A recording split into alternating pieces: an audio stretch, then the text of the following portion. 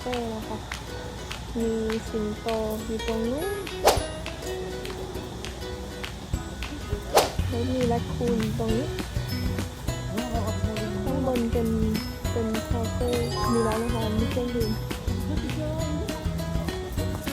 ตรงนี้มีอาหารให้ช้างค่ะตะกร้าละ100 บาทเท่านั้นช้างก็น่ารักอันนี้ตัวนี้5 ขวดตัวนี้37ตัวนี้42ว้าวเด็กๆก็ชอบนะคะเล่นลื่นดีมีทางเดินบันไดทางเดินตรงนั้นก็นั่งถ่ายรูปได้